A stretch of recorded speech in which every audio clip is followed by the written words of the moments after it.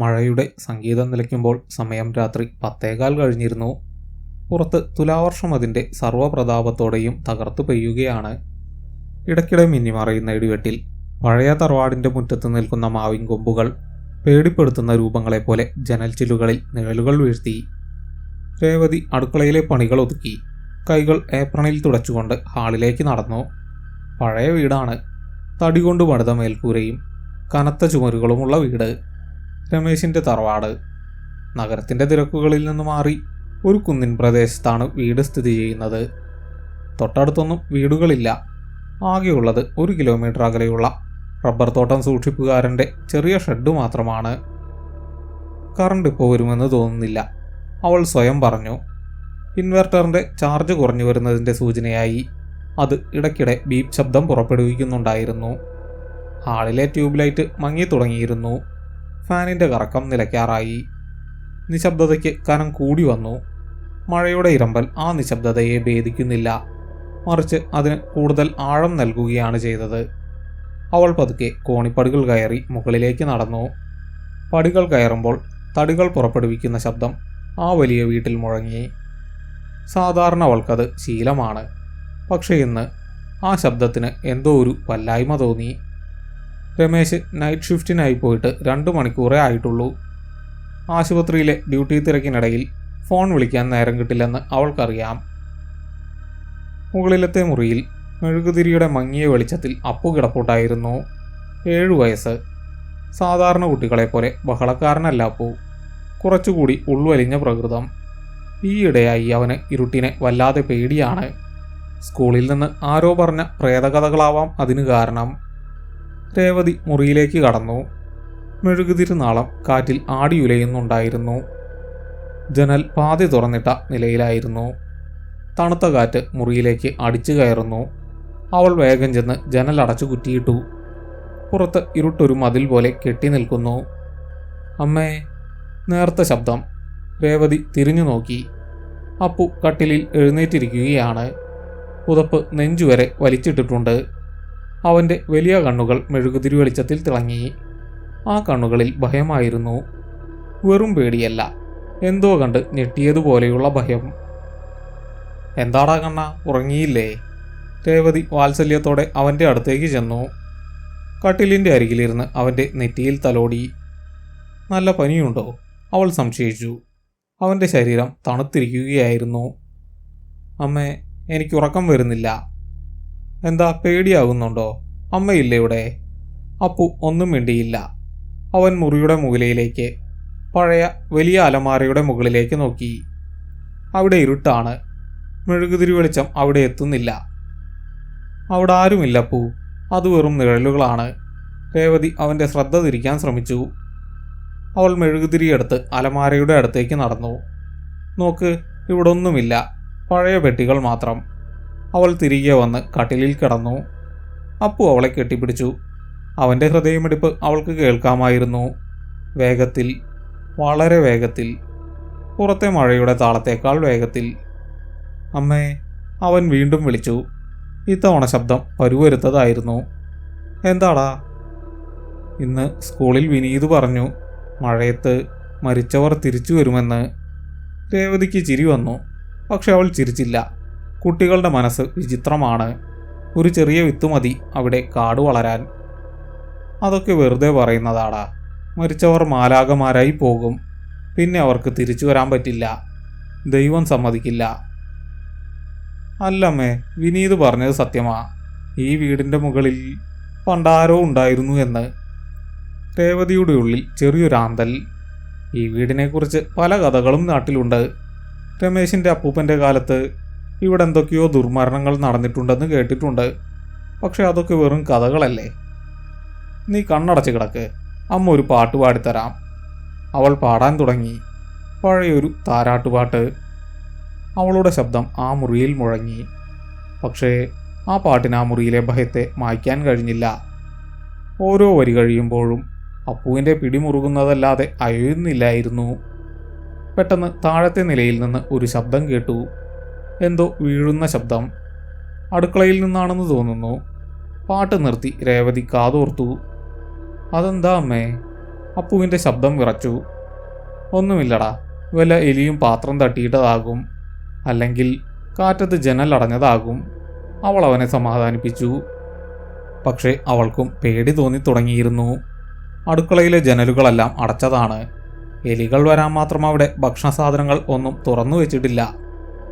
ഞാനൊന്ന് പോയി നോക്കിയിട്ട് വരാം. അവൾ എഴുന്നേൽക്കാൻ ശ്രമിച്ചു. വേണ്ട, അപ്പു അലറി വിളിച്ചുകൊണ്ട് അവളെ പിടിച്ചു വലിച്ചു. അമ്മ പോകണ്ട, എന്നെ ഒറ്റയ്ക്കാക്കി പോകണ്ട, പ്ലീസ് അമ്മേ. അവൻ കരയാൻ തുടങ്ങി.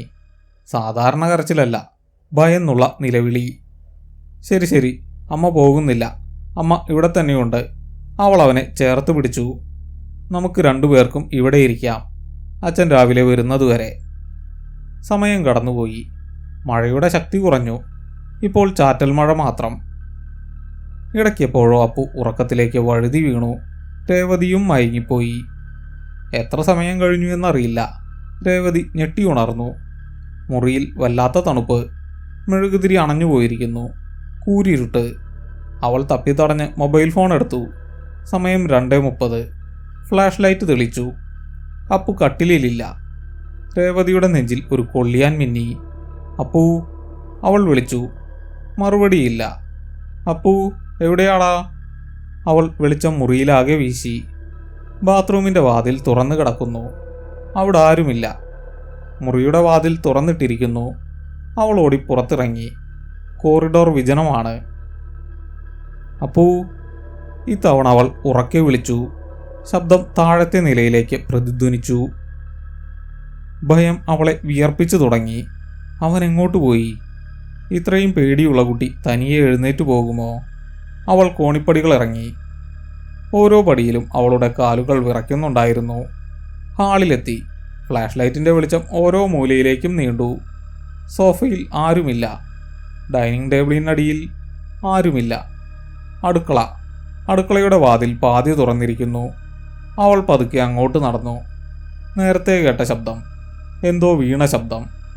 അടുക്കളയിൽ കയറി വെളിച്ചം വീശിയപ്പോൾ അവൾ കണ്ടു, നിലത്ത് സ്റ്റീൽ ഗ്ലാസ് വീണ് കിടക്കുന്നു. അതിനടുത്ത് അപ്പു നിൽക്കുന്നു. അവൻ ഫ്രിഡ്ജിന് അഭിമുഖമായി നിൽക്കുകയാണ്. ഫ്രിഡ്ജിൻ്റെ ഡോർ തുറന്നിട്ടുണ്ട്. അകത്തെ മങ്ങിയ വെളിച്ചത്തിൽ അവൻ്റെ രൂപം കാണാം. അവൻ എന്തോ കഴിക്കുകയാണ്. അപ്പൂ. രേവതിക്ക് ആശ്വാസമായി. നീ എന്തു പണിയാടാ കാണിച്ചത്? അമ്മ പേടിച്ചുപോയി. അവൾ അടുത്തേക്ക് നടന്നു. അപ്പു അനങ്ങിയില്ല. അവൻ തിരിഞ്ഞു നോക്കിയില്ല. എന്താടാ ഇത്? രാത്രിയാണോ ഭക്ഷണം കഴിക്കുന്നത്? അവൾ അവൻ്റെ തോളിൽ പിടിച്ചു. അവൻ പതുക്കെ തിരിഞ്ഞു. അവൻ്റെ വായ നിറയെ പച്ച മാംസമായിരുന്നു. ഫ്രിഡ്ജിൽ വെച്ചിരുന്ന വേവിക്കാത്ത കോഴിയിറച്ചി. ചോര അവൻ്റെ ചുണ്ടിലൂടെ ഒലിച്ചിറങ്ങുന്നു. രേവതി ഞെട്ടി പിന്മാറി. കയ്യിലുണ്ടായിരുന്ന ഫോൺ താഴെ വീണു. ഫ്ലാഷ് അണഞ്ഞില്ല. അത് തറയിൽ കിടന്ന് അവരുടെ നിഴലുകളെ ഭിത്തിയിൽ വലുതാക്കി കാണിച്ചു. അപ്പു, നീ എന്തായി? അപ്പു അവളെ നോക്കി. അവൻ്റെ കണ്ണുകളിൽ ഭാവഭേദങ്ങളില്ല, വെറും ശൂന്യത. അവൻ ചവയ്ക്കുന്നത് നിർത്തി. പിന്നെ പതിയെ ചിരിച്ചു. വല്ലാത്തൊരു ചിരി. അമ്മേ, എനിക്ക് വിശക്കുന്നു, അവൻ പറഞ്ഞു. ശബ്ദം അപ്പുവിൻ്റേത് തന്നെ. പക്ഷേ അതിലെന്തോ ഒന്ന്, ഒരു തണുപ്പ്. രേവതിക്ക് എന്ത് ചെയ്യണമെന്നറിയില്ലായിരുന്നു. ഇത് ഉറക്കത്തിൽ നടക്കുന്ന അസുഖമാണോ? അതോ? അവൾ വിറയ്ക്കുന്ന കൈകളോടെ അവനെ പിടിക്കാനടുത്തു. വാ, തുപ്പത്, നമുക്ക് മുകളിലേക്ക് പോകാം. അവൾ അവൻ്റെ കയ്യിൽ പിടിച്ചു. ഐസ് പോലെ തണുത്ത കൈകൾ. അവൻ എതിർത്തില്ല. അവൻ ആ ഇറച്ചി കഷ്ണം നിലത്തേക്ക് തുപ്പി. അനുസരണയുള്ള കുട്ടിയെപ്പോലെ അവൻ അവളുടെ കൂടെ നടന്നു. അവർ വീണ്ടും മുകളിലെത്തി.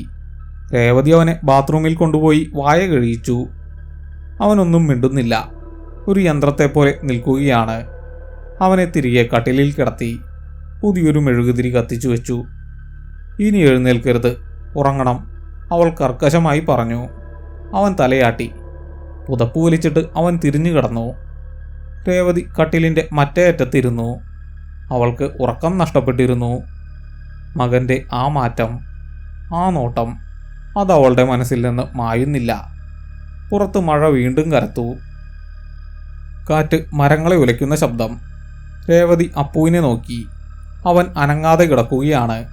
ശ്വാസം വിടുന്ന ശബ്ദം കേൾക്കാം, ഒരേ താളത്തിൽ. പെട്ടെന്ന് അവൾ ഒരു കാര്യം ശ്രദ്ധിച്ചു. അവൻ്റെ കാലുകൾ, പുതപ്പിന് വെളിയിലായിരുന്ന അവൻ്റെ കാലുകളിൽ ചെളിയുണ്ടായിരുന്നില്ല. അടുക്കളയിൽ പോയെങ്കിൽ കോണിപ്പടിയിലെ പൊടി അവൻ്റെ കാലിൽ കാണേണ്ടതാണ്. പക്ഷെ അവൻ്റെ കാലുകൾ കഴുകി വൃത്തിയാക്കിയ പോലെ ഇരിക്കുന്നു. ഒരു സംശയം അവളുടെ ഉള്ളിൽ മുള പൊട്ടി. അവൾ പതുക്കെ എഴുന്നേറ്റ് മുറിയുടെ വാതിലിലേക്ക് നോക്കി. താൻ വാതിൽ കുറ്റിയിട്ടിരുന്നോ? അടുക്കളയിൽ നിന്ന് വന്നപ്പോൾ വാതിലടച്ചു. പക്ഷെ കുറ്റിയിട്ടോ എന്ന് ഓർമ്മയില്ല. ഒരു തണുത്ത കാറ്റ് അവളുടെ കാലിലൂടെ അരിച്ചു കയറി കട്ടിലിൻ്റെ അടിയിൽ നിന്ന്. അപ്പോഴാണ് ആ സംഭവം നടന്നത്. അപ്പു പുതപ്പിനുള്ളിൽ നിന്ന് ഒരു കൈ പുറത്തിട്ടു. ആ കൈ, അത് അപ്പുവിൻ്റെ കൈയേക്കാൾ അല്പം കൂടി വലുതാണോ? അതോ വെളിച്ചത്തിൻ്റെ കളിയാണോ? അവൻ്റെ വിരലുകൾ കട്ടിലിൻ്റെ വിരിപ്പിൽ വല്ലാത്തൊരു ശബ്ദത്തിൽ മാന്തിക്കൊണ്ടിരുന്നു. രേവതിക്ക് വല്ലാത്ത അസ്വസ്ഥത തോന്നി. അവൾ അവൻ്റെ മുഖത്തേക്ക് നോക്കി. അവൻ ഉറക്കമല്ല, കണ്ണുകൾ പാതി തുറന്നിട്ടുണ്ട്. കൃഷ്ണമണികൾ മുകളിലേക്ക് മറഞ്ഞിരിക്കുന്നു. അപ്പൂ, അവൾ വിളിച്ചു. മറുപടിയില്ല. കട്ടിലിനടിയിൽ നിന്ന് ഒരു ചെറിയ ശബ്ദം. ഒരു തേങ്ങൽ കേൾക്കുന്നുണ്ടോ? അവൾ ശ്വാസം അടക്കി പിടിച്ചു. വീണ്ടും ആ ശബ്ദം. അമ്മേ. അത് വളരെ നേർത്തതായിരുന്നു. കാറ്റിൻ്റെ ശബ്ദമാണെന്ന് കരുതി തെറ്റിദ്ധരിക്കാവുന്ന അത്ര നേർത്തത്. പക്ഷെ ഒരമ്മയ്ക്ക് തൻ്റെ കുഞ്ഞിൻ്റെ വിളി തിരിച്ചറിയാൻ കാതുകൾ വേണ്ട, ഹൃദയം മതി. രേവതിയുടെ രക്തം മരവിച്ചു. ശബ്ദം വന്നത് കട്ടിലിൽ നിന്നല്ല, കട്ടിലിൻ്റെ അടിയിൽ നിന്നാണ്. അവൾ കട്ടിലിൽ കിടക്കുന്ന അപ്പുവിനെ നോക്കി. അവൻ അനങ്ങുന്നില്ല. ശ്വാസോച്ഛ്വാസം തുടരുന്നു. പിന്നെ അവൾ ശബ്ദം വന്ന ദിശയിലേക്ക് താഴേക്ക് നോക്കി. അവളുടെ കൈകൾ വിറയ്ക്കാൻ തുടങ്ങി. മെഴുകുതിരിയെടുത്തു. ഇല്ല, ഇത് തോന്നലാണ്, ഭ്രാന്താണ്. എങ്കിലും ഒരു അദൃശ്യശക്തി അവളെക്കൊണ്ട് അത് ചെയ്യിച്ചു. അവൾ താഴേക്ക് കുനിഞ്ഞു. കട്ടിലിനടിയിലെ ഇരുട്ടിലേക്ക് വെളിച്ചം നീട്ടി. ആ നിമിഷം ലോകത്തിലെ എല്ലാ ശബ്ദങ്ങളും നിലച്ചുപോയ നിമിഷം. കട്ടിലിനടിയിൽ ഭിത്തിയോട് ചേർന്ന് പൊടി പിടിച്ച തറയിൽ ചുരുണ്ടുകൂടി കിടക്കുന്നു അപ്പു. അവൻ്റെ കണ്ണുകൾ നിറയെ കണ്ണുനീരായിരുന്നു. വായ പൊത്തിപ്പിടിച്ചിരിക്കുന്നു. അവൻ വിറയ്ക്കുന്നുണ്ടായിരുന്നു. അവൻ്റെ ടീഷർട്ട് നനഞ്ഞിരുന്നു. മുടിയിൽ ചിലന്തിവല ഒട്ടിപ്പിടിച്ചിട്ടുണ്ട്. രേവതിക്ക് ശ്വാസം കിട്ടിയില്ല. തൊണ്ടയിലൊരു നിലവിളി കുടുങ്ങി നിന്നു. അവൾ കണ്ണുകൾ ഇറുക്കിയടച്ച് വീണ്ടും തുറന്നു. അല്ല, അത് തോന്നലല്ല. അപ്പു അവിടെയിരിക്കുന്നു. അവൻ കൈയെടുത്തു മാറ്റി. വിറയ്ക്കുന്ന ചുണ്ടുകളോടെ ലോകത്തിലെ ഏറ്റവും ദയനീയമായ ശബ്ദത്തിൽ അവൻ പറഞ്ഞു, അമ്മേ, എൻ്റെ കട്ടിലിൽ ആരോ കിടക്കുന്നുണ്ട്. ആ വാചകം, അത് രേവതിയുടെ തലച്ചോറിനെ മരവിപ്പിച്ചു കളഞ്ഞു. അവൾ യന്ത്രം പോലെ തലയുയർത്തി. കട്ടിലിനു മുകളിൽ പുതപ്പിനടിയിൽ കിടക്കുന്ന രൂപം. അപ്പുവിൻ്റെ അതേ വലിപ്പം, അതേ മുടി. പക്ഷേ ഇപ്പോൾ ആ രൂപം അനങ്ങുന്നില്ല. ശ്വാസമെടുക്കുന്ന ശബ്ദം പോലും നിലച്ചിരിക്കുന്നു. ആരാണ് മുകളിൽ? ആരാണ് താഴെ? അടുക്കളയിൽ പച്ചമാംസം തിന്നത് ആരാണ്? താഴെയിരിക്കുന്ന അപ്പുവിൻ്റെ കാലുകൾ. അവൾ ശ്രദ്ധിച്ചു. അതിൽ ചെളിയുണ്ട്. താഴെ പോയി വന്നതിൻ്റെ ലക്ഷണം. പക്ഷേ മുകളിൽ കിടക്കുന്നവൻ്റെ കൈകൾ, നേരത്തെ പിടിച്ചപ്പോൾ ഐസ് പോലെ തണുത്തിരുന്ന കൈകൾ. രേവതിയുടെ മാതൃത്വം ഒരു നിമിഷം സ്തംഭിച്ചുപോയി. ഏതാണ് തൻ്റെ കുഞ്ഞെന്ന് തിരിച്ചറിയാൻ കഴിയാത്ത അവസ്ഥ. പക്ഷെ താഴെയിരിക്കുന്ന അപ്പുവിൻ്റെ കണ്ണുകളിലെ ഭയം, അത് അഭിനയമല്ല. അത് മരണത്തെ മുന്നിൽ കണ്ടവൻ്റെ ഭയമാണ്. മുകളിൽ കിടക്കുന്നവൻ, അവന് ഭയമില്ല. അവൻ നിശബ്ദനാണ്. രേവതി താഴേക്ക് കൈനീട്ടി. വാ. അവൾ ശബ്ദമില്ലാതെ ചുണ്ടുകൾ അനക്കി. അപ്പു പേടിയോടെ മുകളിലേക്ക് നോക്കി. കട്ടിലിൻ്റെ അടിയിലൂടെ മുകളിലെ മെത്തയിലേക്ക്. അവിടെ കിടക്കുന്ന ആൾ എഴുന്നേൽക്കുമോ എന്ന ഭയം. അവൻ അമ്മയുടെ കയ്യിൽ പിടിച്ചു. ചൂടുള്ള ജീവനുള്ള കൈകൾ. രേവതിക്ക് ആശ്വാസമായി.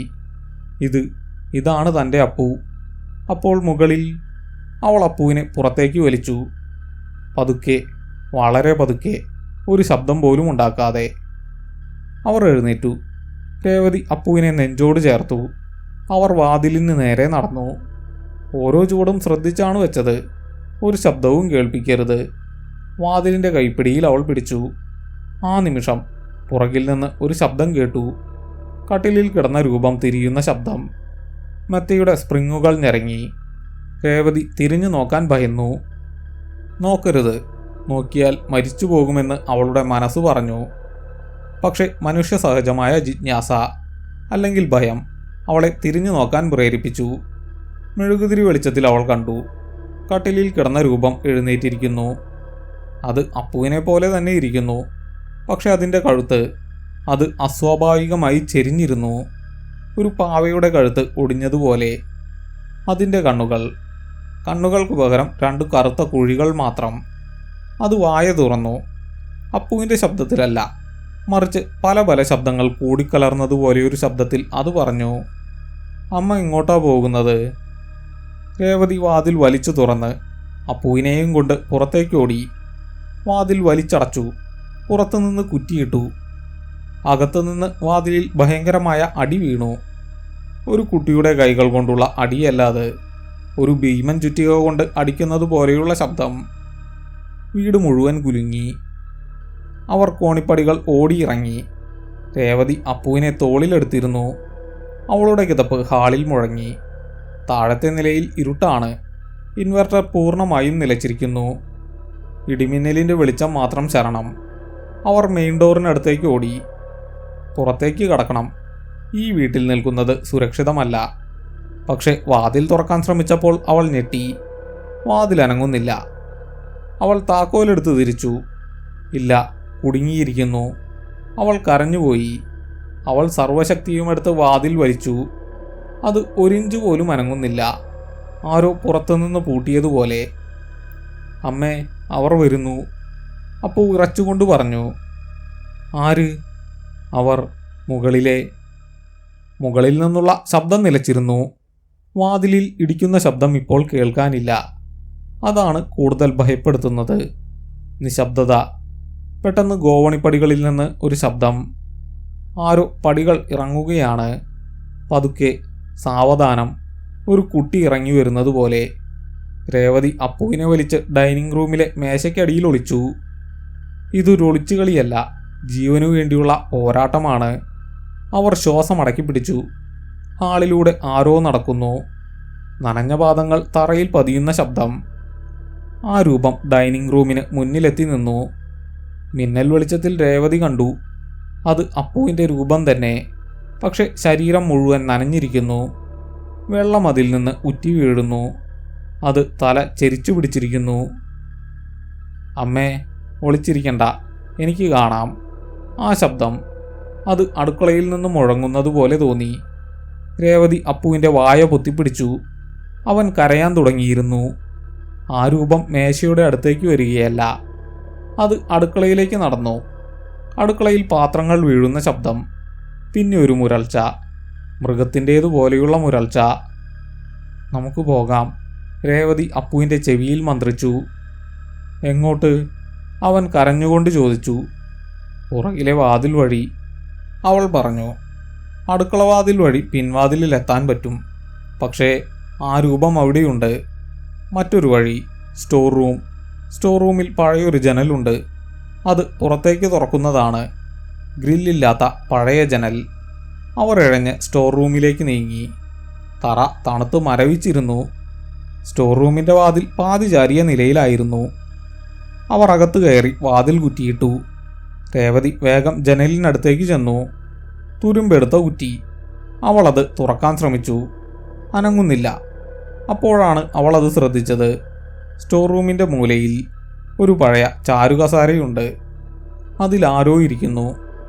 ഇടിമിന്നൽ വെളിച്ചം വീണ്ടും വന്നു. കസാരയിലിരിക്കുന്നത് രമേശായിരുന്നു, രേവതിയുടെ ഭർത്താവ്. രമേശേട്ടാ, അവൾ അറിയാതെ വിളിച്ചുപോയി. അയാൾ അനങ്ങിയില്ല. അവൾ അയാൾക്കടുത്തേക്ക് ഓടി. രമേശേട്ടാ, എപ്പോൾ വന്നു? ഞാൻ പെട്ടുപോയി. മുകളിൽ. അവൾ അയാളുടെ തോളിൽ പിടിച്ചു. അയാൾ മറിഞ്ഞു വീണു. ഒരു മരപ്പാവയെപ്പോലെ അയാൾ തറയിൽ വീണു. അയാളുടെ കണ്ണുകൾ തുറന്നിരുന്നു. കഴുത്തിൽ ആഴത്തിലുള്ള ഒരു മുറിവ്. രേവതി വാ പൊത്തി നിലവിളിച്ചു. ശബ്ദം പുറത്തു വന്നില്ല.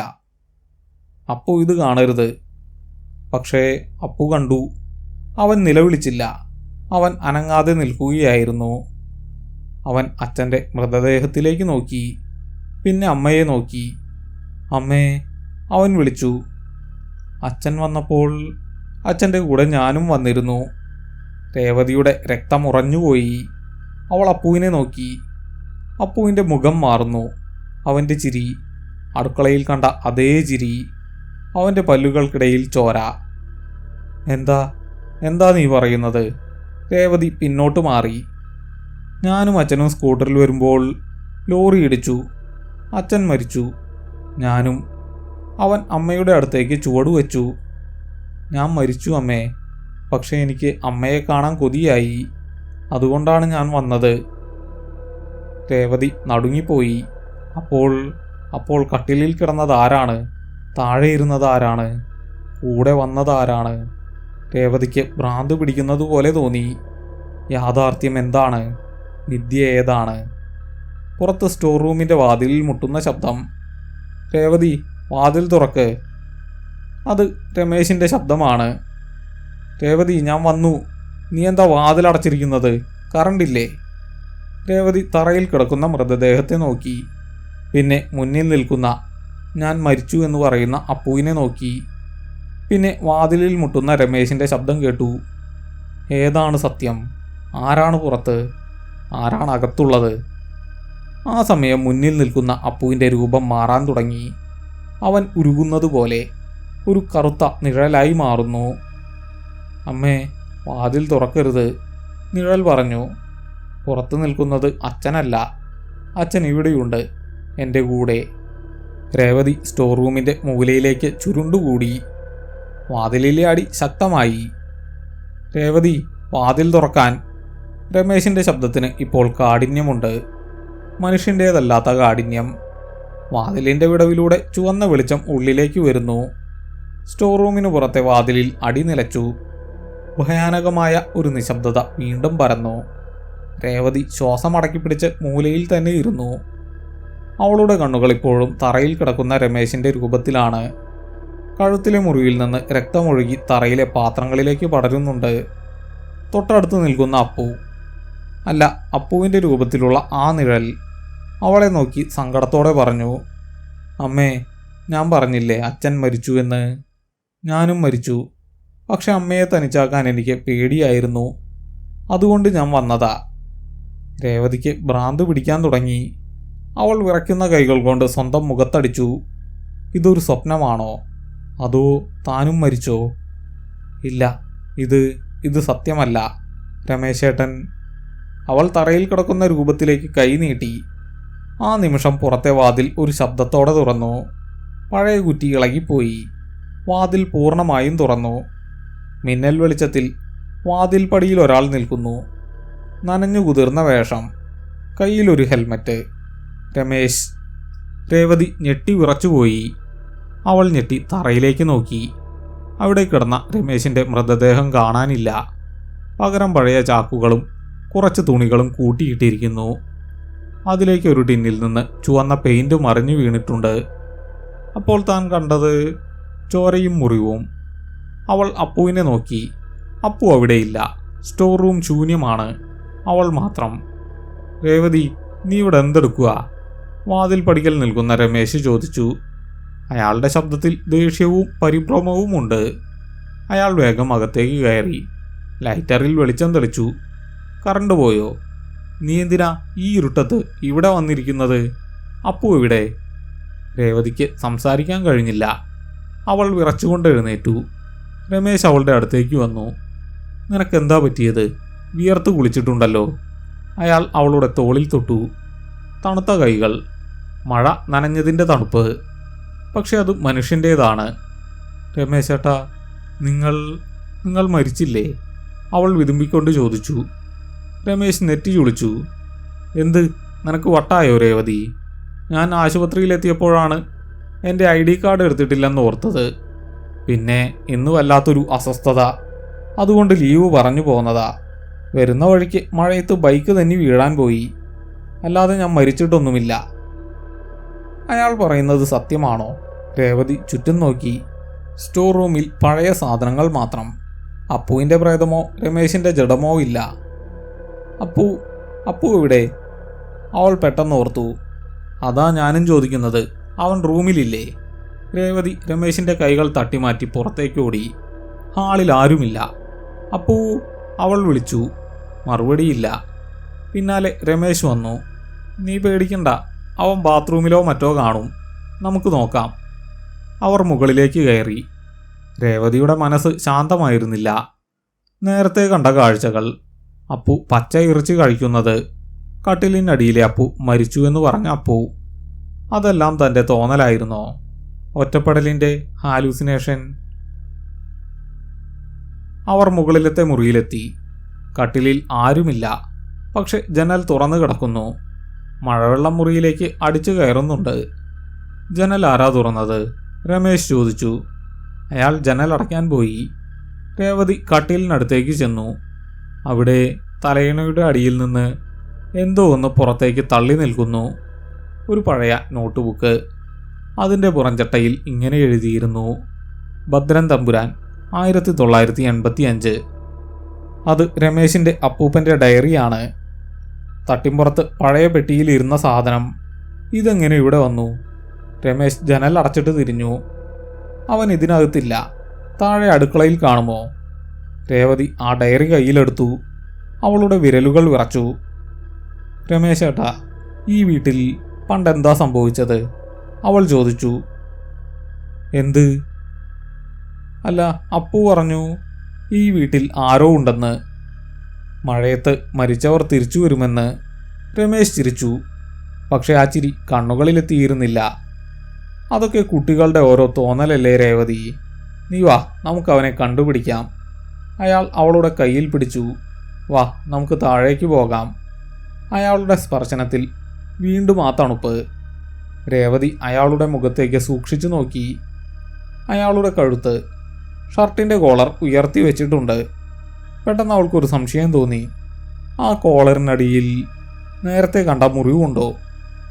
രമേശേട്ടാ, നിങ്ങളുടെ ഫോൺ ഒന്ന് തരുമോ? ഒന്ന് അമ്മയെ വിളിക്കാനാണ്, അവൾ പറഞ്ഞു. രമേശ് ഒരു നിമിഷം നിന്നു. ഫോൺ ബൈക്കിൽ വെച്ച് മറന്നു.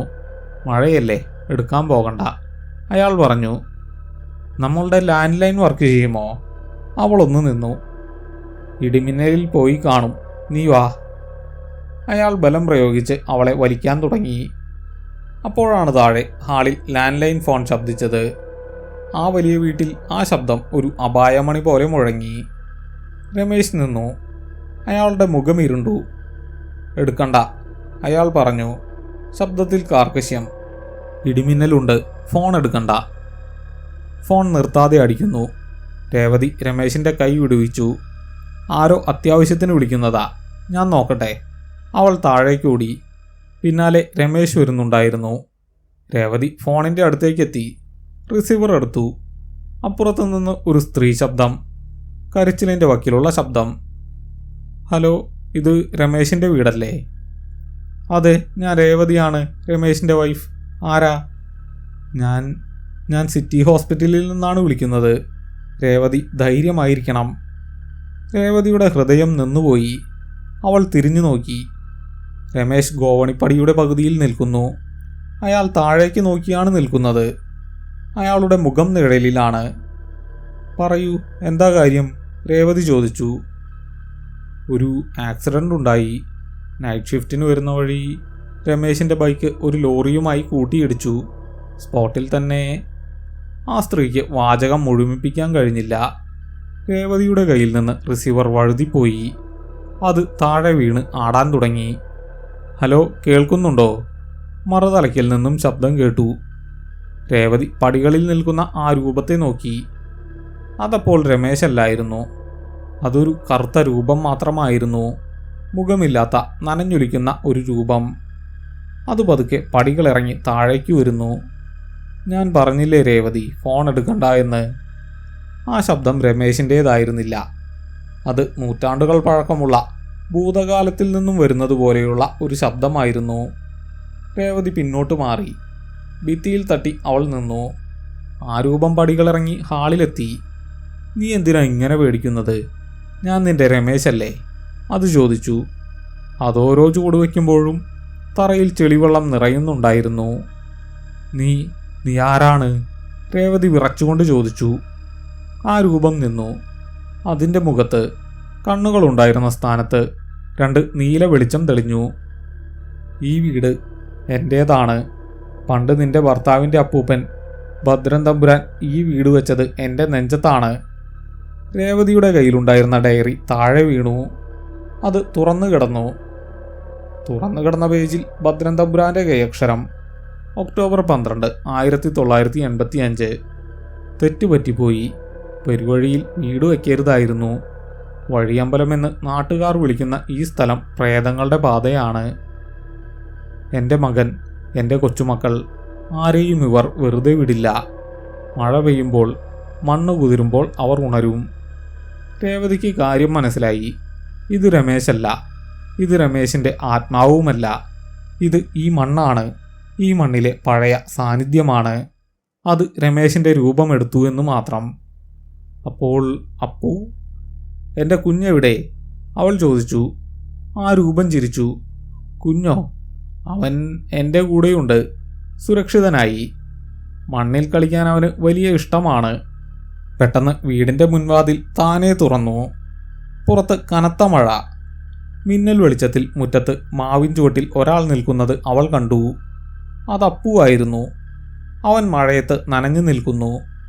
അവൻ ഒറ്റയ്ക്കല്ല, അവൻ്റെ കൈ പിടിച്ചുകൊണ്ട് മറ്റൊരാൾ നിൽക്കുന്നു. കഴുത്ത് വെട്ടിപ്പൊളിച്ച നിലയിൽ രക്തത്തിൽ കുളിച്ചു നിൽക്കുന്ന രമേശിൻ്റെ പ്രേതം. അത് അപ്പുവിൻ്റെ കൈ പിടിച്ച് ദൂരേക്ക് ഇരുട്ടിലേക്ക് നടക്കാൻ തുടങ്ങുന്നു. അപ്പു തിരിഞ്ഞു നോക്കി. അവൻ അമ്മയെ നോക്കി കൈവീശി. അമ്മേ, അച്ഛൻ വന്നു, ഞങ്ങൾ പോവാ, അവൻ പറഞ്ഞു. മോനെ, പോകല്ലേ. രേവതി വാതിലിലേക്ക് ഓടി. പക്ഷെ ഹാളിൽ നിന്ന രൂപം അവളുടെ വഴി തടഞ്ഞു. അതിൻ്റെ കൈകൾ നീണ്ടുവന്നു. ചെളി മണക്കുന്ന അഴുകിയ കൈകൾ. അതവളുടെ കഴുത്തിൽ പിടിച്ചു. നീ എങ്ങോട്ടും പോകുന്നില്ല. ഈ വീടിന് പുതിയ കാവൽക്കാരെ വേണം. രേവതി ശ്വാസം കിട്ടാതെ പിടഞ്ഞു. ആ പിടി മുറുകി. അവളുടെ കൺമുന്നിൽ ഇരുട്ട് പരക്കാൻ തുടങ്ങി. പക്ഷെ അവളുടെ മാതൃത്വം തോൽക്കാൻ തയ്യാറല്ലായിരുന്നു. അവളുടെ കൈ തറയിൽ വീണ് കിടക്കുന്ന മെഴുകുതിരി സ്റ്റാൻഡിൽ തടഞ്ഞു. കനത്ത പിത്തള സ്റ്റാൻഡ്. സർവശക്തിയുമെടുത്ത് അവളത് ആ രൂപത്തിൻ്റെ തലയിലടിച്ചു. ഒരു നിലവിളി. മനുഷ്യൻ്റേതല്ല, മൃഗത്തിൻ്റേതുമല്ല. ആ പിടി അയഞ്ഞു. രൂപം ഉരുകിപ്പോകുന്നതുപോലെ തറയിലേക്ക് വീണു. വെറും ചെളിക്കൂമ്പാരമായി അത് മാറി. രേവതി പുറത്തേക്ക് ഓടി. പുറത്ത് കനത്ത മഴ. അപ്പൂ, രമേശേട്ടാ. അവൾ ഇരുട്ടിലേക്ക് ഓടി. മാവിൻ ചുവട്ടിൽ ആരുമില്ല. പക്ഷേ ചെളിയിൽ 2 ജോഡി കാൽപ്പാടുകൾ കാണാം. ഒന്ന് വലുത്, ഒന്ന് ചെറുത്. അവ റബ്ബർ തോട്ടത്തിലേക്ക്, വിജനമായ കാട്ടിലേക്ക് നീളുന്നു. രേവതി ആ കാൽപ്പാടുകൾ പിന്തുടർന്നോടി. മഴ അവളുടെ കണ്ണുകളെ മറയ്ക്കുന്നുണ്ടായിരുന്നു. തോട്ടത്തിന് നടുവിൽ പണ്ടുപയോഗിക്കാതെ കിടന്ന ഒരു കിണറുണ്ട്. ആൾമറയില്ലാത്ത കിണർ. കാൽപ്പാടുകൾ ചെന്നവസാനിക്കുന്നത് ആ കിണറ്റിൻകരയിലാണ്. രേവതി കിണറ്റിൻകരയിലെത്തി. അവൾ കിണറ്റിലേക്ക് നോക്കി. ആഴമേറിയ ഇരുട്ട്. പക്ഷേ താഴെ നിന്ന്, വളരെ താഴെ നിന്ന് ഒരു ശബ്ദം കേൾക്കാം. ഒരു കുട്ടിയുടെ ചിരി. പിന്നെ ഒരു പാട്ട്. അവൾ പാടിയ അതേ താരാട്ടുപാട്ട്. പക്ഷെ അത് പാടുന്നത് അപ്പുവിൻ്റെ ശബ്ദത്തിലല്ല, രമേശിൻ്റെ ശബ്ദത്തിലുമല്ല. അത് മൂന്നാമതൊരാളുടെ ശബ്ദമാണ്. ഒരേ സമയം ആകർഷിക്കുന്നതും ഭയപ്പെടുത്തുന്നതുമായ ഒരു സ്ത്രീ ശബ്ദം. അപ്പു ആ കിണറ്റിലുണ്ടെന്ന് രേവതിക്ക് മനസ്സിലായി. ജീവനോടെയാണോ അതോ? അവൾക്ക് ചിന്തിക്കാൻ സമയം കിട്ടിയില്ല. പിന്നിൽ നിന്ന് ഒരു കൈ അവളുടെ തോളിൽ വീണു. നനഞ്ഞ തണുത്ത കൈ. രേവതി സാവധാനം തിരിഞ്ഞു. അവിടെ ആരുമില്ല. പക്ഷെ അവളുടെ കാതുകളിൽ ആ ശബ്ദം മുഴങ്ങി. അമ്മേ, കട്ടിലിനടിയിൽ മാത്രമല്ല, എല്ലായിടത്തും ഞങ്ങളുണ്ട്. രേവതിയുടെ ശരീരം വിറച്ചു.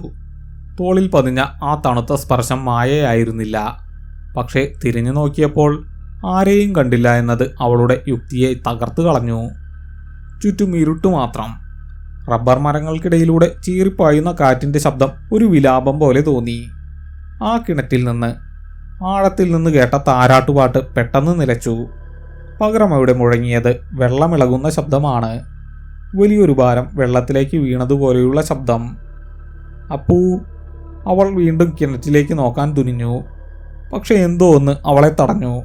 ഭയമല്ല, മറിച്ച് അതിജീവനത്തിനായുള്ള ത്വരയായിരുന്നു അത്. ആ കിണറ്റിൽ നിന്നുയരുന്ന തണുപ്പ് സാധാരണ തണുപ്പല്ലെന്ന് അവളുടെ ശരീരം തിരിച്ചറിഞ്ഞു. അവൾ തിരിഞ്ഞോടി. മഴ കനത്തുകൊണ്ടേയിരുന്നു. തോട്ടത്തിലെ ചെളിയും വഴുക്കലും നിറഞ്ഞ വഴിയിലൂടെ അവൾ വീഴാൻ പോയി. കൂർത്ത ചരൽക്കല്ലുകൾ പാദങ്ങളിൽ തറയ്ക്കുന്നത് അവൾ അറിഞ്ഞില്ല. ഓരോ മരത്തിനു പിന്നിലും ആരോ ഒളിച്ചു നിൽക്കുന്നതുപോലെ. അവൾക്ക് വീട് ലക്ഷ്യമാക്കി ഓടണമെന്നുണ്ടായിരുന്നു. പക്ഷെ ദിശ തെറ്റിപ്പോയി. ഇരുട്ടിൽ എല്ലാ മരങ്ങളും ഒരേപോലെ തോന്നി. കുറേ ദൂരം ഓടിയപ്പോൾ മുന്നിൽ മങ്ങിയ ഒരു വെളിച്ചം കണ്ടു. തോട്ടം നോക്കുന്ന ദാമോദരേട്ടൻ്റെ ചെറിയ ഷെഡാണ്. അവൾ ആ വെളിച്ചം ലക്ഷ്യമാക്കി ഓടി. ശ്വാസം തൊണ്ടയിൽ കുടുങ്ങിയിരുന്നു. ദാമോദരേട്ടാ, അവൾ അലറി വിളിച്ചു. ശബ്ദം മഴയിൽ മുങ്ങിപ്പോയി. അവൾ ആ ഷെഡിൻ്റെ വാതിലിൽ ആഞ്ഞടിച്ചു. ഒന്ന് വാതിൽ തുറക്ക് പ്ലീസ്. അകത്തുനിന്ന് അനക്കം കേട്ടു. പഴയൊരു മണ്ണെണ്ണ വിളക്കിൻ്റെ വെളിച്ചം ജനലിലൂടെ കണ്ടു. വാതിൽ തുറന്നു. കൈലിമുണ്ടും പഴയൊരു ബനിയനും ധരിച്ച് ഉറക്കച്ചടവോടെ ദാമോദരൻ പുറത്തേക്ക് നോക്കി. കയ്യിൽ ടോർച്ചുണ്ട്. ആരാ അത് ഈ പാതിരാത്രി? ടോർച്ച് വെളിച്ചം രേവതിയുടെ മുഖത്തേക്ക് വീണു. ചെളിയിൽ കുളിച്ച, മുടി അഴിച്ചിട്ട, ഭ്രാന്തിയെപ്പോലെ നിൽക്കുന്ന രേവതിയെ കണ്ട് അയാൾ ഞെട്ടി. അയ്യോ, ഇത് രേവതിക്കുട്ടിയല്ലേ? എന്താ മോളെ, എന്താ പറ്റിയേ? അയാൾ വേഗം കുടയെടുത്ത് പുറത്തേക്കിറങ്ങി. രേവതി അയാളുടെ കയ്യിൽ കയറി പിടിച്ചു. അവളുടെ വിരലുകൾ അയാളുടെ കൈത്തണ്ടയിൽ അമർന്നു. ദാമോദരേട്ടാ, എൻ്റെ അപ്പു, പിന്നെ രമേശേട്ടൻ, അവൾ കിതച്ചുകൊണ്ട് പറഞ്ഞു. വാക്കുകൾ കൂട്ടിയോജിപ്പിക്കാൻ അവൾക്ക് കഴിയുന്നില്ല. അവർ ആ കിണറ്റിൽ, ആ പഴയ കിണറ്റിൽ. ദാമോദരൻ നെറ്റി ചുളിച്ചു. ഏത് കിണറ്റിൽ? അവിടെ തോട്ടത്തിന് നടുവിലുള്ള ആൾമറയില്ലാത്ത കിണർ. അപ്പു അതിൽ ചാടി, രമേശേട്ടനും. അവൾ കരഞ്ഞുപോയി. ദാമോദരൻ്റെ മുഖത്ത് ഒരു നിമിഷം അത്ഭുതം വിരിഞ്ഞു. പിന്നെ സഹതാപത്തോടെ അവളെ നോക്കി. മോളെ, നിനക്കെന്തോ തെറ്റിയതാ. ആ പഴയ കിണർ മൂടിയിട്ട് 10 കൊല്ലമായി. രമേശ് ബാബുവിൻ്റെ അച്ഛൻ മരിച്ച സമയത്ത് തന്നെ അത് കോൺക്രീറ്റ് ഇട്ട് മൂടിയതാ. പിന്നെ അങ്ങോട്ടാർക്കും പോകാൻ പറ്റില്ല. രേവതി സ്തംഭിച്ചുപോയി. ഇല്ല, ഞാൻ കണ്ടു. ഞാനിപ്പോൾ അവിടെ നിന്നാ വരുന്നത്. അത് തുറന്നു കിടക്കുകയാ. അതിൽ വെള്ളമുണ്ട്. അതിൽ നിന്ന് ഒരു പാട്ട് കേട്ടു. ദാമോദരൻ അവളെ സമാധാനിപ്പിക്കാൻ ശ്രമിച്ചു. മോളുടെ തോന്നലാകും. ഇടിമിന്നൽ കണ്ടപ്പോൾ പേടിച്ചതാകും. വാ, നമുക്ക് വീട്ടിലേക്ക് പോകാം. അയാൾ അകത്തേക്ക് പോയി ഒരു തോർത്തെടുത്ത് അവൾക്ക് കൊടുത്തു. പിന്നെ ടോർച്ചും കുടയും എടുത്ത് നടന്നു. രേവതിക്ക് വിശ്വസിക്കാൻ കഴിഞ്ഞില്ല. താൻ കണ്ട ആ കറുത്ത വട്ടവും അതിലെ ഇരുട്ടും അത് തോന്നലായിരുന്നു. പക്ഷെ ആ പാട്ട്, തോളിലെ സ്പർശനം. അവർ വീടിൻ്റെ മുറ്റത്തെത്തി. വീട് ഇരുട്ടിൽ മൂടിക്കിടക്കുന്നു. മുൻവാതിൽ. രേവതി ഓടിയിറങ്ങിയപ്പോൾ മലർക്കെ തുറന്നിട്ട മുൻവാതിൽ ഇപ്പോൾ അടഞ്ഞു കിടക്കുന്നു. അവൾ നിന്നു. ഞാൻ വാതിൽ തുറന്നിട്ടാണ് ഓടിയത്, അവൾ പറഞ്ഞു. ദാമോദരൻ ടോർച്ച് വീശിച്ചു. കാറ്റ് തടഞ്ഞതാകും മോളെ. പൂട്ടിയിട്ടില്ലല്ലോ എന്ന് നോക്ക്. രേവതി വിറയ്ക്കുന്ന കൈകളോടെ വാതിലിൽ തള്ളി. അത് തുറക്കുന്നില്ല. ഉള്ളിൽ നിന്ന് കുറ്റിയിട്ടിരിക്കുന്നു. അവളുടെ രക്തം വീണ്ടും മരവിച്ചു. അകത്താരുമില്ലെങ്കിൽ ആരാണ് കുറ്റിയിട്ടത്? രമേശ് ബാബു അകത്തുണ്ടോ? ദാമോദരൻ ചോദിച്ചു. ഇല്ല, രമേശേട്ടൻ മരിച്ചു. ഹോസ്പിറ്റലിൽ നിന്ന് വിളിച്ചിരുന്നു.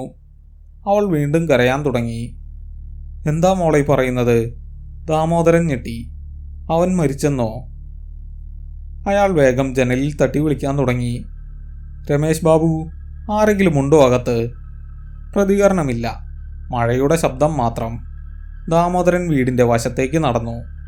അടുക്കള വശം നോക്കാം. രേവതി അനങ്ങിയില്ല. അവൾ ആ വലിയ തേക്കിൻ വാതിലിലേക്ക് തന്നെ നോക്കി നിന്നു. വാതിലിൻ്റെ താഴെ തറയോട് ചേർന്ന് ഒരു ചെറിയ വെളിച്ചം അവൾ കണ്ടു. അകത്ത് ആരോ മെഴുകുതിരി കത്തിച്ച് നടക്കുന്നുണ്ട്. ആ വെളിച്ചം വാതിലിനടുത്തേക്ക് വരുന്നു. രേവതി ശ്വാസം അടക്കി പിടിച്ചു. വാതിലിൻ്റെ കുറ്റി നീക്കുന്ന ശബ്ദം. പതുക്കെ, വളരെ പതുക്കെ വാതിൽ തുറന്നു. ദാമോദരൻ അടുക്കള ഭാഗത്താണ്. ഇവിടെ അവൾ മാത്രം. വാതിൽ പാതി തുറന്നു. അകത്ത് മെഴുകുതിരിയുമായി നിൽക്കുന്നത് അപ്പു. പക്ഷെ അത് നേരത്തെ കണ്ട ഭയപ്പെടുത്തുന്ന രൂപമല്ല. അത് സാധാരണ അപ്പുവാണ്. ഉണങ്ങിയ വസ്ത്രങ്ങൾ, മുഖത്ത് ഉറക്കപ്പിച്ച. അമ്മേ, അവൻ ചോദിച്ചു. അമ്മ ഇവിടെ പോയതാ? ഞാൻ പേടിച്ചുപോയി. രേവതിക്ക് ഓടിച്ചെന്നവനെ കെട്ടിപ്പിടിക്കണമെന്നുണ്ടായിരുന്നു. പക്ഷെ അവൾക്ക് കഴിഞ്ഞില്ല. കാരണം അവൻ്റെ പിന്നിൽ ഇരുട്ടിൽ ഹാളിലെ ഭിത്തിയിൽ തൂക്കിയിട്ട വലിയ നിലക്കണ്ണാടിയിൽ അപ്പുവിൻ്റെ പ്രതിബിംബം കാണാമായിരുന്നു. അപ്പുവിൻ്റെ പ്രതിബിംബം മെഴുകുതിരിയല്ല പിടിച്ചിരുന്നത്. അത് കയ്യിൽ പിടിച്ചിരുന്നത് ഒരു വെട്ടുകത്തിയായിരുന്നു. അതും രക്തം പുരണ്ട വെട്ടുകത്തി. രേവതി കണ്ണാടിയിലേക്കും അപ്പുവിലേക്കും മാറി മാറി നോക്കി. നേരെ നിൽക്കുന്ന അപ്പുവിൻ്റെ കയ്യിൽ മറ്റൊന്നുമില്ല, വെറും മെഴുകുതിരി മാത്രം. പക്ഷെ കണ്ണാടിയിലെ അപ്പു, അവൻ ചിരിക്കുന്നുണ്ടായിരുന്നു. ദാമോദരേട്ടാ, രേവതി അറിയാതെ വിളിച്ചുപോയി. അപ്പുവിൻ്റെ മുഖം മാറി. അമ്മ എന്തിനാ അയാളെ വിളിക്കുന്നത്? നമുക്ക് അച്ഛനെ കാത്തിരിക്കണ്ടേ? അപ്പുവിൻ്റെ ശബ്ദത്തിന് ഇപ്പോൾ ആഴം കൂടിയിരുന്നു. ദാമോദരൻ ഓടി വന്നു. വാതിൽ തുറന്നോ? ആഹാ, അപ്പുക്കുട്ടൻ ഉണർന്നോ? അപ്പുവിനെ കണ്ടപ്പോൾ ദാമോദരൻ ആശ്വാസത്തോടെ ചിരിച്ചു. അയാൾക്ക് കണ്ണാടിയിലെ കാഴ്ച കാണാൻ കഴിയുന്നില്ല. അയാൾ അപ്പുവിൻ്റെ തലയിൽ തൊട്ടു. മോൻ പേടിച്ചോ? അമ്മ ഒന്ന് പുറത്തു പോയതാ. അപ്പു ദാമോദരനെ നോക്കി ചിരിച്ചു. ഇല്ല, ഞാൻ പേടിച്ചില്ല.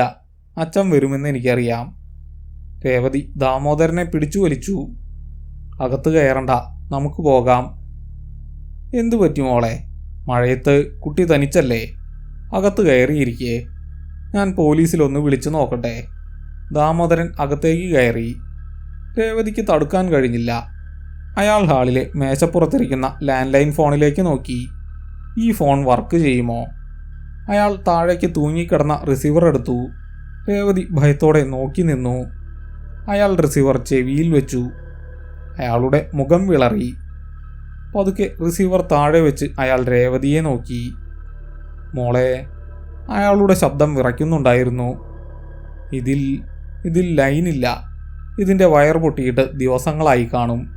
പൊടി പിടിച്ച് കിടക്കുക. രേവതിയുടെ ഉള്ളിൽ ഒരു കൊള്ളിയാൻ മിന്നി. അപ്പോൾ നേരത്തെ വന്ന ആ ഫോൺ കോൾ താൻ ഫോൺ എടുത്തതാണ്, സംസാരിച്ചതുമാണ്. അതെല്ലാം വിദ്യയായിരുന്നോ? പിന്നെങ്ങനെ അത് റിങ് ചെയ്തത്? അവൾ ചോദിച്ചു. ദാമോദരൻ മറുപടി പറഞ്ഞില്ല. അയാൾ അപ്പുവിനെ നോക്കി. അപ്പു ഇപ്പോൾ സോഫയിൽ ഇരിക്കുകയാണ്. അവൻ മെഴുകുതിരി ഊതിക്കെടുത്തി. വീട് വീണ്ടും ഇരുട്ടിലായി. ദാമോദരൻ്റെ ടോർച്ച് വെളിച്ചം മാത്രം. കറണ്ട് വരാൻ സമയമാകും. ഇരുട്ടിൽ നിന്ന് അപ്പുവിൻ്റെ ശബ്ദം. ദാമോദരേട്ടാ, അച്ഛൻ വന്നോ എന്ന് നോക്കാമോ? പുറത്ത് ബൈക്കിൻ്റെ ശബ്ദം കേൾക്കുന്നു.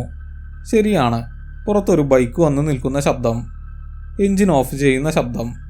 ദാമോദരൻ ജനലിലൂടെ പുറത്തേക്ക് ടോർച്ചടിച്ചു. ആരോ വന്നിട്ടുണ്ട്. അയാൾ ധൈര്യം സംഭരിച്ച് വാതിലിനടുത്തേക്ക് പോയി. മുറ്റത്ത് മഴയത്തൊരു ബൈക്ക് ഇരിക്കുന്നു. അതിൽ ഒരാൾ ഇരിപ്പുണ്ട്. ഹെൽമറ്റ് വെച്ച രൂപം. പക്ഷേ അയാൾ ഇറങ്ങുന്നില്ല. അയാൾ അനങ്ങാതെ ഇരിക്കുകയാണ്. ആരാ അത്? ദാമോദരൻ വിളിച്ചു ചോദിച്ചു. ബൈക്കിലിരിക്കുന്ന രൂപം മെല്ലെ തലയുയർത്തി. ഹെൽമറ്റിൻ്റെ ഗ്ലാസ് ഉയർത്തി. ടോർച്ച് വെളിച്ചത്തിൽ ആ മുഖം തെളിഞ്ഞു. അത് രമേശായിരുന്നു. പക്ഷേ അയാളുടെ മുഖം ഒരു വശം പൂർണ്ണമായും തകർന്നിരുന്നു. റോഡിൽ ഉരഞ്ഞതുപോലെ. മാംസം പറഞ്ഞുപോയി. എല്ല് പുറത്ത് കാണുന്ന അവസ്ഥ. ബാക്കി പകുതി മുഖം വെച്ച് അയാൾ ചിരിക്കാൻ ശ്രമിച്ചു.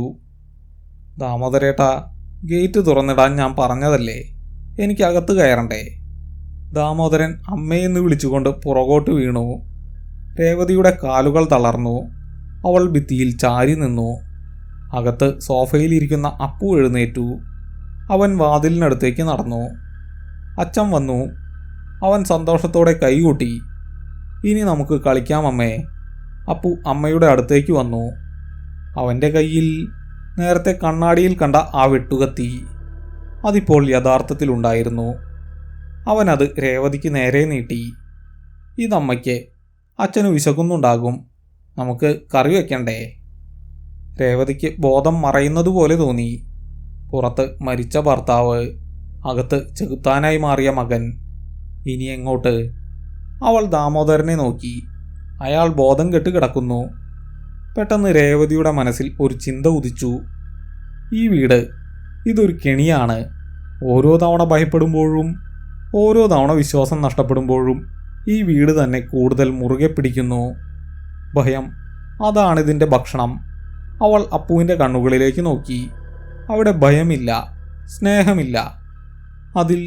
പഴയ അതിപുരാതനമായ വിശപ്പ് മാത്രം. അവൾ വെട്ടുകത്തിയിലേക്ക് നോക്കി. പിന്നെ പുറത്തു നിൽക്കുന്ന രമേശിലേക്ക്. രമേശ് ബൈക്കിൽ നിന്നിറങ്ങി. അയാൾ നടന്നു വരുന്നു, ഒടിഞ്ഞ കാലുകൾ വലിച്ചുവെച്ച്. ഇത് അവസാനമല്ല, ഇത് തുടക്കം മാത്രമാണെന്ന് രേവതിക്ക് മനസ്സിലായി. അവൾ നിലത്ത് കിടക്കുന്ന ദാമോദരൻ്റെ ടോർച്ച് എടുത്തു. എന്നിട്ട് അപ്പുവിൻ്റെ മുഖത്തേക്ക് അടിച്ചു. നീ എൻ്റെ അപ്പുവല്ല, അവൾ ഉറച്ച ശബ്ദത്തിൽ പറഞ്ഞു. നീ എൻ്റെ അപ്പുവല്ലെങ്കിൽ പിന്നെ എനിക്ക് നിന്നെ പേടിക്കേണ്ട കാര്യവുമില്ല. ആ വാക്കുകൾക്ക് അത്ഭുതകരമായ ഒരു ഫലമുണ്ടായിരുന്നു. അപ്പുവിൻ്റെ മുഖത്തെ ചിരി മാഞ്ഞു. അകത്തേക്ക് വരുന്ന രമേശ് നിന്നു. വീടിൻ്റെ തറ ഒന്ന് കുലുങ്ങി. ഒരു ദീർഘശ്വാസം പോലെ. വീട് നിശബ്ദമായി. പക്ഷേ ക്ഷണനേരത്തേക്ക് മാത്രം. അപ്പുവിൻ്റെ കണ്ണുകൾ കറുത്തു. അമ്മയ്ക്ക് ധൈര്യം കൂടി വരുന്നുണ്ടല്ലോ, അവൻ മുരണ്ടു. പക്ഷേ അമ്മേ, നമ്മളിപ്പോഴും കളിക്കുള്ളിലാണ്. നോക്ക്. അവൻ വിരൽ ചൂണ്ടി. രേവതി നോക്കി. ഗോവണിപ്പടികൾക്ക് മുകളിൽ അവിടെ മറ്റൊരു രേവതി, കഴുത്തിൽ കയർ കുരുക്കി, മച്ചിൽ കെട്ടിത്തൂങ്ങിയ നിലയിൽ. ആ രേവതിയുടെ കണ്ണുകൾ തുറന്നിരുന്നു. അത് താഴെ നിൽക്കുന്ന രേവതിയെ നോക്കി ചിരിച്ചു. നമ്മളെല്ലാം എപ്പോഴേ മരിച്ചു അമ്മേ. അമ്മയ്ക്ക് അത് ഇതുവരെ മനസ്സിലായില്ലേ? ഗോവണിപ്പടികൾക്ക് മുകളിൽ തൂങ്ങിയാടുന്ന സ്വന്തം ജഡം ചൂണ്ടിക്കാണിച്ച് അപ്പു പറഞ്ഞ ആ വാക്കുകൾ രേവതിയുടെ മനസ്സിനെ തകർക്കാൻ പോന്നതായിരുന്നു. മരണമെന്ന യാഥാർത്ഥ്യത്തെ അവൾ സ്വീകരിക്കാൻ ഒരുങ്ങിയ നിമിഷം. എന്നാൽ ആ നിമിഷം അവളുടെ കണ്ണുകൾ മുകളിൽ തൂങ്ങിക്കിടന്ന ആ രൂപത്തിൻ്റെ കാലുകളിൽ ഉടക്കി. തൂങ്ങിക്കിടക്കുന്ന രേവതിയുടെ കാലുകൾ അതിമനോഹരമാണ്. പാദസരം തിളങ്ങുന്നുണ്ട്. കാലുകൾ വൃത്തിയാണ്. പക്ഷേ താഴെ നിൽക്കുന്ന രേവതി, അവൾ ചെളിയിൽ കുളിച്ചാണ് നിൽക്കുന്നത്. പാദസരം എന്നെ പൊട്ടിപ്പോയിരുന്നു. കാലുകളിൽ മുറിവുകളുണ്ട്. ചെറിയ പൊരുത്തക്കേട്. രേവതിയുടെ ഉള്ളിലെ അതിജീവനത്തിൻ്റെ കനൽ ആളിക്കത്തി. ഇല്ല, അവൾ മന്ത്രിച്ചു. നീ കള്ളം പറയുകയാണ്. ഞാൻ മരിച്ചിട്ടില്ല. കാരണം എനിക്ക് വേദനിക്കുന്നുണ്ട്. മരിച്ചവർക്ക് വേദന അറിയില്ല. അവൾ കാലിലെ മുറിവിലമർത്തി. കടുത്ത വേദന. അതവൾക്ക് ഉണർവ് നൽകി. കയ്യിലുണ്ടായിരുന്ന ടോർച്ച് വെളിച്ചം അവൾ അപ്പുവിൻ്റെ മുഖത്തേക്ക് വീണ്ടും അടിച്ചു. നീ എൻ്റെ അപ്പുവല്ല. എൻ്റെ അപ്പുവിന് എന്നെ പേടിപ്പിക്കാൻ അറിയില്ല. അവൾ ആ വെട്ടുകത്തിക്ക് നേരെ നടന്നു. അപ്പു പിന്നോട്ട് മാറി. അവൻ്റെ മുഖത്തെ ക്രൂരമായ ചിരി മാഞ്ഞു. പകരം അവിടെ കണ്ടത് ഭയമാണ്. ഇര തിരിച്ചടിക്കുമ്പോൾ വേട്ടക്കാരനുണ്ടാകുന്ന ഭയം. ദാമോദരേട്ടാ, എഴുന്നേൽക്ക്, രേവതി ഉറക്കെ വിളിച്ചു പറഞ്ഞു. അവൾ സോഫയിൽ കിടന്ന ഒരു കുഷ്യനെടുത്ത് അപ്പുവിൻ്റെ മുഖത്തേക്ക് എറിഞ്ഞു. അത് ഒരു സാധാരണ കുഷ്യനായിരുന്നു. പക്ഷെ അത് അപ്പുവിൻ്റെ ദേഹത്ത് കൊണ്ടില്ല. അതവൻ്റെ ശരീരത്തിലൂടെ, ഒരു പുകയിലൂടെ എന്ന പോലെ കടന്നുപോയി ഭിത്തിയിലിടിച്ചു. അതൊരു രൂപമല്ല, അതൊരു നിഴൽ മാത്രമായിരുന്നു. ആ നിഴൽ അലറിക്കരഞ്ഞുകൊണ്ട് ഉരുകിപ്പോയി. പുറത്ത് ബൈക്കിൽ വന്നിരുന്ന രമേശ് വാതിൽക്കൽ കേട്ട ശബ്ദം. അതെല്ലാം മാഞ്ഞുപോയി. വീട് വീണ്ടും നിശബ്ദമായി. ഭയാനകമായ നിശബ്ദത. ദാമോദരൻ ഞരങ്ങിക്കൊണ്ട് എഴുന്നേറ്റു. എന്താ സംഭവിച്ചത്? നമുക്ക് പോകണം, ഇപ്പോൾ തന്നെ. രേവതി അയാളെ പിടിച്ചെഴുന്നേൽപ്പിച്ചു. അപ്പു, എൻ്റെ അപ്പു മുകളിലുണ്ട്, യഥാർത്ഥ അപ്പു. അവർ ഗോവണിപ്പടികൾ ഓടിക്കയറി. മുകളിൽ തൂങ്ങിക്കിടന്ന രൂപം അവിടെയില്ലായിരുന്നു. വെറും കയർ മാത്രം ബാക്കി. അവർ ബെഡ്റൂമിലേക്ക് പാഞ്ഞു. കട്ടിലിനടിയിൽ, നേരത്തെ അവൾ കണ്ട അതേ സ്ഥലത്ത്, അവിടെ അപ്പു ഉണ്ടായിരുന്നു. യഥാർത്ഥ അപ്പു. അവൻ ബോധരഹിതനായി ചുരുണ്ടുകൂടി കിടക്കുന്നു. അവൻ്റെ ശ്വാസം നേർത്തതാണ്. രേവതി അവനെ വാരിയെടുത്തു. പിൻവാതിൽ വഴി പോകാം, അവൾ പറഞ്ഞു. ഇത്തവണ വീടവരെ തടഞ്ഞില്ല. ഇര കയ്യിൽ നിന്ന് വഴുതിപ്പോയ നിരാശയിൽ ആ വീട് മരവിച്ചു നിന്നു. അവർ മഴയത്തേക്കിറങ്ങി. ദാമോദരൻ്റെ ഷെഡിലേക്ക് ഓടി. പിറ്റേന്ന് രാവിലെ മഴ തോർന്നിരുന്നു. വീടിൻ്റെ മുറ്റത്ത് പോലീസും ആംബുലൻസും നാട്ടുകാരും നിറഞ്ഞു. രേവതി ദാമോദരൻ്റെ ഷെഡിലിരുന്ന് പോലീസുകാരോട് സംസാരിക്കുകയായിരുന്നു. അപ്പുവിനെ ആശുപത്രിയിലേക്ക് കൊണ്ടുപോയി. അവന് ഷോക്ക് മാത്രമേ ഉള്ളൂ, മറ്റു കുഴപ്പങ്ങളില്ല. CI തോമസ് രേവതിയുടെ മൊഴി രേഖപ്പെടുത്തി. പക്ഷെ അവളുടെ കഥയിലെ പ്രേതഭാഗങ്ങൾ അയാൾ വിശ്വസിച്ചില്ല. ഷോക്ക് കാരണം തോന്നിയതാകുമെന്ന നിഗമനത്തിലായിരുന്നു അയാൾ. എന്നാൽ ഫോറൻസിക് ഉദ്യോഗസ്ഥൻ ശേഖരൻ ഒരു പഴയ ഡയറിയുമായി വന്നു. രേവതി രാത്രിയിൽ താഴെയിട്ട ഭദ്രൻ തമ്പുരാന്റെ ഡയറി. സർ, ഇത് നോക്ക്. ശേഖരൻ ഇൻസ്പെക്ടറെ കാണിച്ചു. ഡയറിയുടെ അവസാന താളുകളിൽ വീടിന്റെ പ്ലാൻ വരച്ചിട്ടുണ്ട്. അതിന് താഴെ ഒരു കുറിപ്പും. ഈ മണ്ണ്, ഇത് പഴയൊരു വഴിയമ്പലമായിരുന്നു. ദാഹിച്ചു വലഞ്ഞവരും രോഗം വന്നവരും കൊല ചെയ്യപ്പെട്ടവരുമൊക്കെ അവസാനമായി വിശ്രമിച്ച സ്ഥലം. അവരുടെ നിശ്വാസങ്ങൾ ഈ മണ്ണിലുണ്ട്. സന്തോഷമുള്ളപ്പോൾ അവർ ഉറങ്ങുകയായിരിക്കും. പക്ഷേ സങ്കടം വരുമ്പോൾ, മരണം നടക്കുമ്പോൾ ഈ മണ്ണുണരും. അത് നമ്മളുടെ സങ്കടങ്ങളെ ഒരു കണ്ണാടി പോലെ പ്രതിഫലിപ്പിക്കും. നമുക്ക് പ്രിയപ്പെട്ടവരുടെ രൂപം ധരിച്ച് അത് നമ്മളെയും മണ്ണിലേക്ക് വിളിക്കും. ഇൻസ്പെക്ടർ നെറ്റി ചുളിച്ചു. പഴയ ഓരോ അന്ധവിശ്വാസങ്ങൾ, അയാൾ പറഞ്ഞു. അപ്പോഴാണ് ഒരു കോൺസ്റ്റബിൾ ഓടി വന്നത്. സാർ, ആശുപത്രിയിൽ നിന്ന് റിപ്പോർട്ട് വന്നു. രേവതി അത് ശ്രദ്ധിച്ചു. രമേശിൻ്റെ ബോഡി പോസ്റ്റ്മോർട്ടം കഴിഞ്ഞു. മരണം നടന്ന സമയം ഇന്നലെ രാത്രി 10:15. രേവതി ഞെട്ടി. രാത്രി 10:15. അപ്പോഴാണ് കറണ്ട് പോയത്. കട്ടിലിനടിയിൽ ആരോ ഉണ്ടെന്ന് അപ്പോഴാണ് അപ്പു ആദ്യമായി പറഞ്ഞത്. പിന്നെ സാർ, മറ്റൊരു കാര്യം കൂടി. കോൺസ്റ്റബിൾ ശബ്ദം താഴ്ത്തി. വീടിൻ്റെ മുകളിലത്തെ മുറിയിലെ കട്ടിലിനടിയിൽ, അവിടെ നിന്ന് ഫോറൻസിക് ടീം കുറച്ച് സാമ്പിൾ എടുത്തു. ആരും അവിടെ കിടന്ന ലക്ഷണമില്ല. പൊടിക്ക് പോലും അനക്കമില്ല. പിന്നെ ഇൻസ്പെക്ടർ ചോദിച്ചു. പക്ഷേ കട്ടിലിന് മുകളിൽ ഇരിപ്പിൽ നിറയെ നനഞ്ഞ മണ്ണാണ്. അതും ഈ പറമ്പിലെ മണ്ണല്ല, അങ്ങ് ദൂരെ അപകടം നടന്ന സ്ഥലത്തെ പുഴയോരത്തെ മണ്ണ്. ഇൻസ്പെക്ടർ രേവതിയെ നോക്കി. രേവതി നിർവികാരയായി ഇരിക്കുകയായിരുന്നു. സത്യം എന്തായിരുന്നു? ഇന്നലെ രാത്രി രമേശ് മരിച്ചു. കൃത്യം 10:15. ആ നിമിഷം കിലോമീറ്ററുകൾക്കിപ്പുറം ഈ വഴിയമ്പലം എന്നറിയപ്പെടുന്ന മണ്ണിലിരിക്കുന്ന രേവതിക്കും അപ്പുവിനും അത് അനുഭവപ്പെട്ടു. ആത്മബന്ധത്തിൻ്റെ അദൃശ്യമായ കണക്ഷൻ. ഭദ്രൻ തമ്പുരാൻ എഴുതിയതുപോലെ മരണം നടന്നപ്പോൾ ഈ മണ്ണുണർന്നു. രേവതി കണ്ടതും കേട്ടതും ഒന്നും പ്രേതങ്ങളായിരുന്നില്ല. അത് ഈ വീട് അവൾക്ക് കാണിച്ചു കൊടുത്ത പ്രതിബിംബങ്ങളായിരുന്നു. അവളുടെ ഏറ്റവും വലിയ ഭയം മകനെ നഷ്ടപ്പെടുമോ എന്നതായിരുന്നു. അപ്പുവിൻ്റെ ഭയം അച്ഛനെയും അമ്മയെയും നഷ്ടപ്പെടുമോ എന്നതും. വീട് ആ ഭയത്തെ മുതലെടുത്തു. കട്ടിലിന് മുകളിലുണ്ടായിരുന്ന അപ്പു അവൻ്റെ തന്നെ ഭയത്തിൻ്റെ പ്രതിബിംബമായിരുന്നു. രമേശിൻ്റെ ഫോൺ കോൾ യഥാർത്ഥമായിരുന്നു.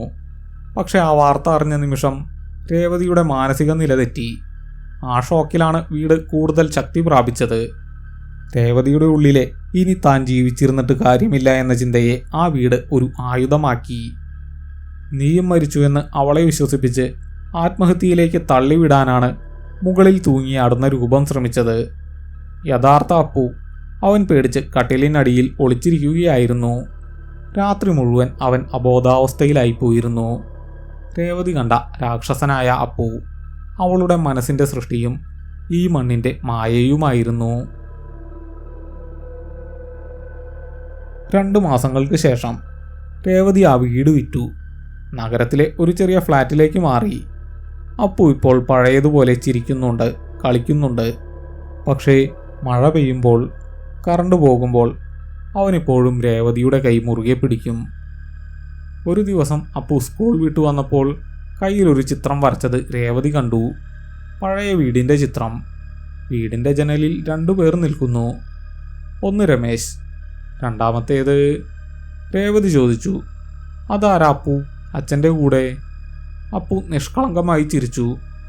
അതാ വീട്ടിലെ കുട്ടിയാ അമ്മേ, എന്നെ പോലത്തെ കുട്ടി. നമ്മളൊക്കെ പോന്നപ്പോൾ അവന് വിഷമമായി കാണും. അതുകൊണ്ട് ഞാൻ അച്ഛനെ അവൻ്റെ കൂടെ നിർത്തി. രേവതി ആ ചിത്രത്തിലേക്ക് നോക്കി. ചിത്രത്തിലെ കുട്ടിയുടെ മുഖത്തിന് അപ്പുവിൻ്റെ ഛായയുണ്ട്. പക്ഷെ ആ കുട്ടിയുടെ കഴുത്ത്, അത് അപ്പു വരച്ചിരിക്കുന്നത് അല്പം ചെരിച്ചാണ്, ഒടിഞ്ഞതുപോലെ. രേവതി ആ ചിത്രം വാങ്ങി മടക്കി വേസ്റ്റ് ബിന്നിലിട്ടു. പോയി കൈ കഴുകുക, നമുക്ക് ചായ കുടിക്കാം. അവൾ ജനലടച്ചു. പുറത്ത് മഴ തുടങ്ങുകയായിരുന്നു. അകലെ എവിടെയോ ആ പഴയ വീട് ഇപ്പോഴും നിൽക്കുന്നുണ്ട്, പുതിയ താമസക്കാരെയും കാത്ത്, അവരുടെ സങ്കടങ്ങളെയും ഭയങ്ങളെയും വിഴുങ്ങാൻ കാത്ത്. മഴയത്ത് മണ്ണ് കുതിരുമ്പോൾ അവിടെ ഇപ്പോഴും ആരോ നടക്കുന്നുണ്ടാകും, നനഞ്ഞ പാദങ്ങളുമായി.